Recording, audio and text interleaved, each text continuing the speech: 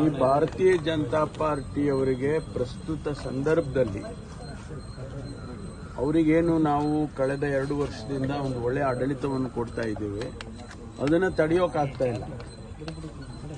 ನಾವು ಗ್ಯಾರಂಟಿಗಳನ್ನು ಇಂಪ್ಲಿಮೆಂಟ್ ಮಾಡೋದಿಲ್ಲ ಅಂತ ಅವರು ಊಹೆ ಮಾಡಿದ್ರು, ಅದು ಕೂಡ ಫೇಲ್ ಆಯಿತು. ನಾವು 5 ಗ್ಯಾರಂಟಿಗಳನ್ನು ಇಂಪ್ಲಿಮೆಂಟ್ ಮಾಡಿ ಜನರಿಗೆ, ಜನಸಮುದಾಯದಲ್ಲಿ ಒಂದು ರೀತಿಯ ಸಮಾಧಾನವನ್ನು ತಂದಿದ್ದೇವೆ ಮತ್ತು ನಮ್ಮ ಯೋಜನೆಗಳು, ಕಾರ್ಯಕ್ರಮಗಳು ಅನುಷ್ಠಾನ ಆಗ್ತಾ ಇದ್ದಾವೆ. ಮಾನ್ಯ ಮುಖ್ಯಮಂತ್ರಿಗಳು ಒಂದು ಬ್ಯಾಲೆನ್ಸ್ಡ್ ಬಡ್ಜೆಟ್ ಅನ್ನು ಈ ಬಾರಿ ಕೊಟ್ಟಿದ್ದಾರೆ. ಅದು ಕೂಡ ಜನಮನ್ನಣೆ ಗಳಿಸಿತು. ಹೌದಪ್ಪ, ಒಳ್ಳೆ ಬ್ಯಾಲೆನ್ಸ್ ಆಗಿ ಕೊಟ್ಟಿದ್ದಾರೆ ಬಡ್ಜೆಟ್ ಅನ್ನು ಅಂತ ಜನ ಮಾತಾಡೋದಕ್ಕೆ ಶುರು ಮಾಡಿದ್ದಾರೆ. ಇದೆಲ್ಲ ನೋಡಿದಾಗ ಸ್ವಾಭಾವಿಕವಾಗಿ ಅವರಿಗೆ ಹೌದು, ನಾವೇನಾದರೂ ಮಾಡಬೇಕು, ಇಲ್ಲದಿದ್ರೆ ನಾವು ಕಳೆದೋಗ್ಬಿಡ್ತೀವಿ ಬಿಜೆಪಿಯವರು ಅಂತೇಳಿ ಈಗ ಜನಾಕ್ರೋಶ. ಎಲ್ಲಿ ಯಾವ ಜನ ಆಕ್ರೋಶ ಮಾಡಿದ್ರು ಇವರಿಗೆ? ಸುಮ್ಮನೆ ಅವರೇ ಬಿಜೆಪಿ ಪಾರ್ಟಿಯವ್ರು ಸೇರ್ಕೊಂಡು ಆಕ್ರೋಶ ಮಾಡೋದಲ್ಲ, ಜನ ಆಕ್ರೋಶ ಮಾಡಬೇಕಲ್ವಾ? ಜನಾಕ್ರೋಶ ಅಂದ್ರೇನು?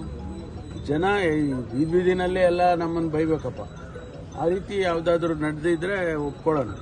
ಅಂಥದ್ದೇನು ಇಲ್ಲ, ಅವರು ಆಕ್ರೋಶ ಮಾಡಲಿ. ಭಾರತೀಯ ಜನತಾ ಪಾರ್ಟಿ ನೋಡಿ, ಇದೆಲ್ಲ ಕಾನ್ಶಿಯಸ್ಲಿ ನಮ್ಮ ಪಕ್ಷ ಮತ್ತು ಸರ್ಕಾರ ಮಾಡಿದೆ. ಯಾರು ಸಮುದಾಯದಲ್ಲಿ ಹಿಂದೆ ಉಳಿದಿದ್ದಾರೆ ಅವರಿಗೆ ಮೇಲೆ ತರ್ತಕ್ಕಂಥ, ಸಮಾಜದ ಮುಖ್ಯವಾಹಿನಿಗೆ ಬರುವಂಥ ರೀತಿಯಲ್ಲಿ ಯೋಜನೆಗಳನ್ನು, ಕಾರ್ಯಕ್ರಮಗಳನ್ನು, ಕಾನೂನುಗಳನ್ನು ಆಗಿಂದಾಗ್ಗೆ ಸರ್ಕಾರಗಳು ಮಾಡ್ಕೊಂಡು ಬಂದಿದೆ. ಮೀಸಲಾತಿ ಎನ್ನುವಂಥದ್ದು ಯಾತಕ್ಕೆ ಬೇಕು ಅನ್ನೋದು ದೊಡ್ಡ ಪ್ರಶ್ನೆ ಅಲ್ವಾ? ಪರಿಶಿಷ್ಟ ಜಾತಿ ಜನಾಂಗಕ್ಕೆ, ಹಿಂದುಳಿದವರಿಗೆ ಮೀಸಲಾತಿಯನ್ನು ಮಾಡುವಾಗ ಕೂಡ ಇದೇ ಪ್ರಶ್ನೆ ಬರುತ್ತೆ.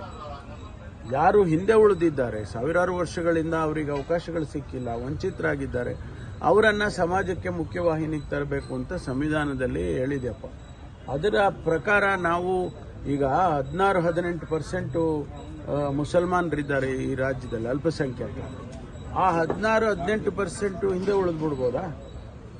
ಕ್ರಿಶ್ಚಿಯನ್ಸ್ ಇರ್ಬೋದು, ಜೈನರಿರ್ಬೋದು, ಅಥವಾ ಮುಸ್ಲಿಮ್ಸ್ ಇರ್ಬೋದು, ಇವರೆಲ್ಲ ಅಲ್ಪಸಂಖ್ಯಾತ ಸಮುದಾಯಕ್ಕೆ ಸೇರಿದ್ದಾರೆ. ಅವರು ನಮ್ಮ ಜೊತೆಯಲ್ಲೇ, ಎಲ್ಲರ ಜೊತೆಯಲ್ಲೇ ಬರಬೇಕು, ಮುಖ್ಯವಾಹಿನಿಗೆ ಬರಬೇಕು. ಇಷ್ಟೇ ನಮ್ಮ ಉದ್ದೇಶ.